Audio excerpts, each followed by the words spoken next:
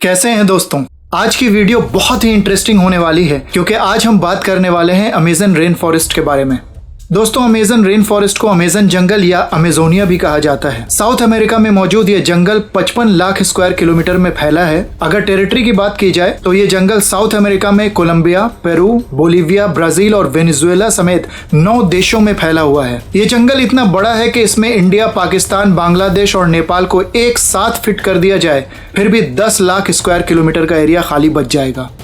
Amazon में दुनिया के कुल रेन फॉरेस्ट प्लांट्स का 50% मौजूद है। इससे रिलेटेड एक गलत धारणा यह भी है कि अर्थ के एटमॉस्फेयर का 20% ऑक्सीजन अमेजन प्रोड्यूस करता है, बट स्टडी ये सजेस्ट करती है कि अमेजन अराउंड 9 to 16% ऑक्सीजन तो जरूर प्रोड्यूस करता है जो रात के वक्त वापस कंज्यूम कर लिया जाता है।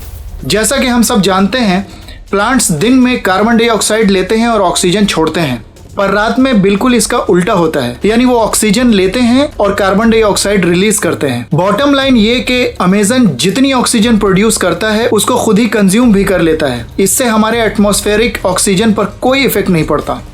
अमेजन के जंगल में पूरे साल कहीं ना कहीं बारिश होती ही रहती है। बारिश और बेहतरीन इकोसिस्टम होने की वजह से यहाँ परिंदों, जानवरों और पेड़ पौधों की ऐसी किस्में पाई जाती हैं जो दुनिया में कहीं और मौजूद नहीं है। 1999 से अब तक यहाँ 2000 से ज्यादा नए किस्म के प्लांट्स और जीव जंतुओं की पहचान की जा चुकी है। अमेजन में 3000 फ्रेश वाटर मछलियों की किस्में पाई जाती हैं। 370 से ज्यादा किस्म के रेंगने वाले जानवर की नस्लें मौजूद हैं। 427 प्रकार के मैमल्स और लगभग 40,000 पेड़ पौधों की किस्में मौजूद हैं। अमेजन में आज भी नए नए किस्म के जीव और पेड़ पौधे खोजे जा रहे हैं। पिछले 10 साल में यहाँ बीटल्स की लगभग 10,000 से ज्यादा अलग अलग किस्मों की खोज की गई है। अमेजन बहुत ही खूबसूरत और पीसफुल होने के साथ साथ हैरत अंगेज नज़ारे भी पेश करता है, पर यह जगह उतनी ही खतरनाक और डरावनी भी है। यहाँ ऐसे ऐसे जानवर मौजूद हैं जो बेहद खूंखार और जहरीले हैं, जैसे ब्लैक कैमन। ये इक्वाडोर के अमेजन में रहने वाले जबरदस्त शिकारी हैं।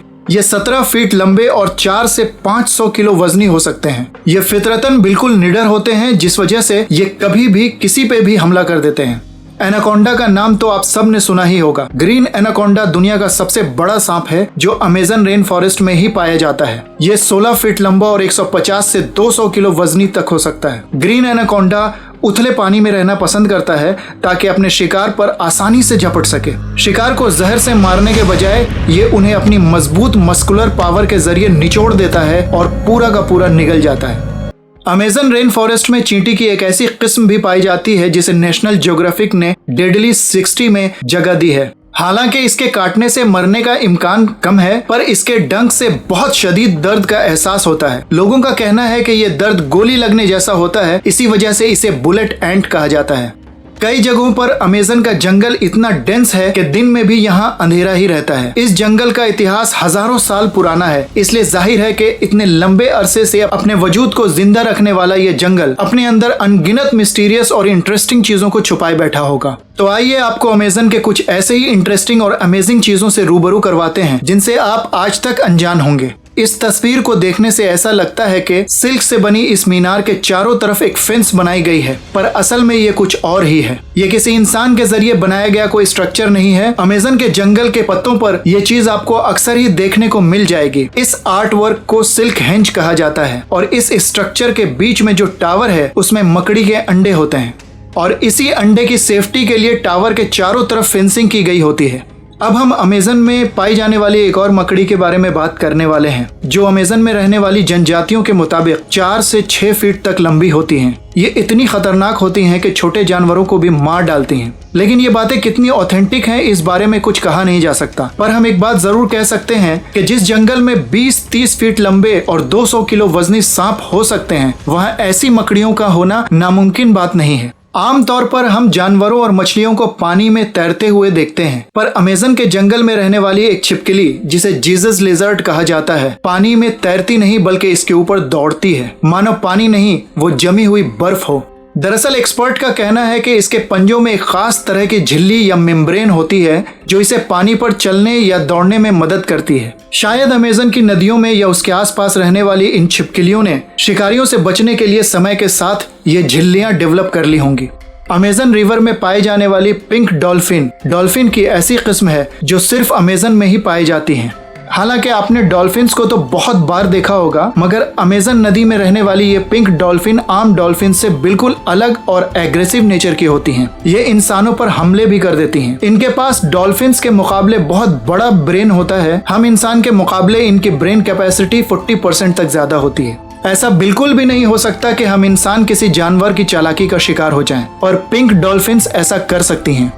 मेढक को तो आप जानते ही होंगे, दिखने में थोड़े अजीब और गंदे से होते हैं, पर अमेजन के जंगलों में पाया जाने वाला एक मेढक कुछ अलग ही होता है। इसकी बॉडी बिल्कुल ट्रांसपेरेंट होती है, इसीलिए इसे ग्लास फ्रॉग के नाम से जाना जाता है। इसकी बॉडी इतनी ट्रांसपेरेंट होती है कि इसके तमाम छोटे छोटे ऑर्गन्स जैसे हार्ट, लंग, यहाँ तक कि इसकी आर्टरीज भी बाहर से साफ दिखाई पड़ती है। इतना ही नहीं, ये मेढक अपने आसपास के माहौल के हिसाब से अपने बॉडी के रंग को बदलता रहता है ताकि वो इस माहौल में घुल मिल जाए और शिकारियों से इसकी जान बची रहे।